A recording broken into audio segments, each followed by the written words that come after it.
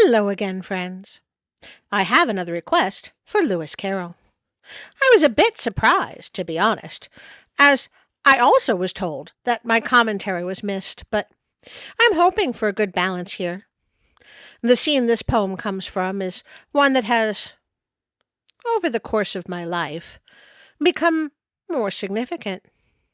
On the surface, it's just Alice talking to a caterpillar, and he asks her, "Who are you?" But he's not just asking for her name, he is asking who she is. At that moment, she doesn't know, so he asks her to recite a poem. I have realized that so often in my life, I don't really know who I am, and people change over time. It is a much deeper question than it is first presented to be. But before we follow this rabbit hole of existential crisis, let us look in on Alice and work our way to the request. The caterpillar and Alice looked at each other for some time in silence. At last the caterpillar took the hookah out of its mouth and addressed her in a languid, sleepy voice. "Who are you?" said the caterpillar. "Ah! A talking caterpillar!" This was not an encouraging opening for a conversation. Alice replied shyly, I hardly know, sir, just at present.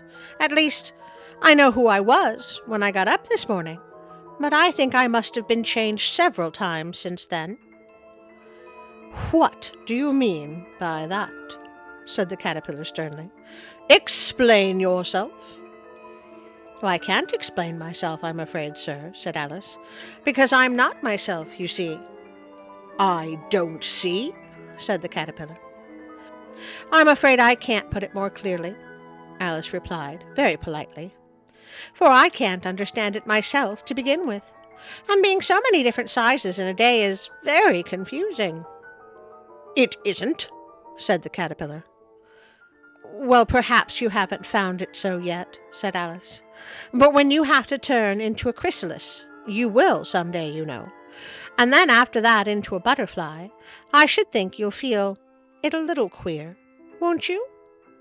"Not a bit," said the caterpillar. "Well, perhaps your feelings may be different," said Alice. "All I know is it would feel very queer to me." "You?" said the caterpillar contemptuously. "Who are you?" Which brought them back again to the beginning of the conversation. Alice felt a little irritated at the caterpillars making such very short remarks, and she drew herself up and said, very gravely, "I think you ought to tell me who you are first." "Why?" said the caterpillar. Here was another puzzling question, and as Alice could not think of any good reason, and as the caterpillar seemed to be in a very unpleasant state of mind, she turned away. "Come back," the caterpillar called after her. "I've something important to say." This sounded promising, certainly. Alice turned and came back again. "Keep your temper," said the caterpillar. "Is that all?" said Alice, swallowing down her rancor as well as she could. "No," said the caterpillar. Alice thought she might as well wait, as she had nothing else to do, and perhaps, after all, it might tell her something worth hearing.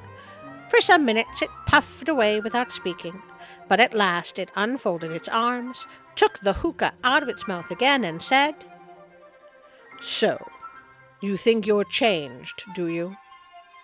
"I'm afraid I am, sir," said Alice. "I can't remember things as I used, and I don't keep the same size for 10 minutes together." "Can't remember what things?" said the caterpillar. "Well, I've tried to say, 'How doth the little busy bee?' but it came out all different," Alice replied in a very melancholy voice. "Repeat, 'You are old, Father William,'" said the caterpillar. Alice folded her hands and began. "You are old, Father William," the young man said, "and your hair has become very white, and yet you incessantly stand on your head. Do you think at your age it is right?" "I don't know about right, but I am impressed. I can't stand on my head at all." In my youth, Father William replied to his son, I feared it would injure the brain. But now that I'm perfectly sure I have none, why, I do it again and again. Did he just say he had no brain? All righty then. You are old, said the youth, as I mentioned before, and have grown most uncommonly fat. Rude. Yet you turned a back somersault in at the door. Pray, what is the reason for that? In my youth, said the sage, as he shook his grey locks, I kept all my limbs very supple. By the use of this ointment, 1 shilling the box, allow me to sell you a couple. You are old, said the youth, and your jaws are too weak for anything tougher than suet. Yet you finished the goose with the bones and the beak. Pray, how did you manage to do it? And, more importantly, why did you manage to do it? In my youth, said his father, I took to the law and argued each case with my wife, and the muscular strength which it gave to my jaw has lasted the rest of my life. And she must have been a very formidable woman.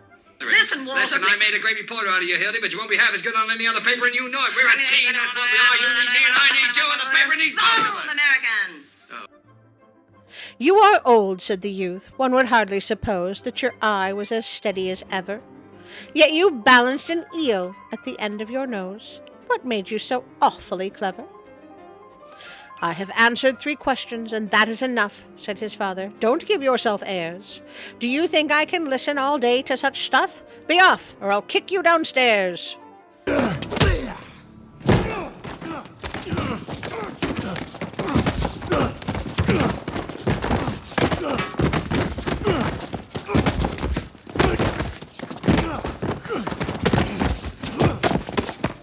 And don't slip on the eel.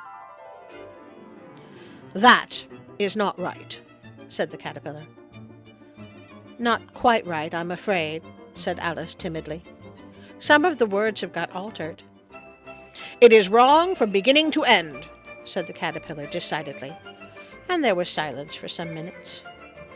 The caterpillar was the first to speak. What size do you want to be? It asked. Oh, I'm not particular as to size, Alice hastily replied. Only one doesn't like changing so often, you know. I don't know, said the caterpillar. Alice said nothing. She'd never been so much contradicted in her life before, and she felt that she was losing her temper. Are you content now? Said the caterpillar. Well, I should like to be a little larger, sir, if you wouldn't mind, said Alice. 3 inches is such a wretched height to be. It is a very good height indeed, said the caterpillar angrily, rearing itself upright as it spoke. It was exactly 3 inches high. But I'm not used to it, pleaded poor Alice in a piteous tone, and she thought of herself. I wish the creatures wouldn't be so easily offended. Well, maybe if you stopped insulting them. You'll get used to it in time, said the caterpillar, and it put the hookah into its mouth and began smoking again. This time Alice waited patiently until it chose to speak again. In a minute or 2 the caterpillar took the hookah out of its mouth and yawned once or twice and shook itself. Then it got down off the mushroom and crawled away in the grass, merely remarking as it went, One side will make you grow taller. The other side will make you grow shorter. One pill makes you larger, and one pill makes you small. One side of what? The other side of what? Thought Alice to herself. Of the mushroom, said the caterpillar, just as if she had asked it aloud, and in another moment it was out of sight. I'm thinking maybe Alice should lay off of the mushrooms. At any rate, this is just a tiny snapshot of a wonderful story that I hope you will all seek out and read. It will always be one of my favorites.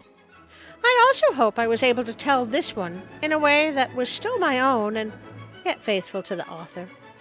Please let me know what you thought of it in the comments. I guess that means it's time to ask you to like, share, and subscribe. Please, please leave a comment, or say hi, or a non sequitur like, I like frogs. I would really appreciate it. If you would also click on the notification bell, just in case I surprise you with a Wednesday video or something out of the blue like that. It could happen. I would like to thank Pixabay.com and their contributors, because without them my videos would be me in front of a green screen reading a story without sound or pictures.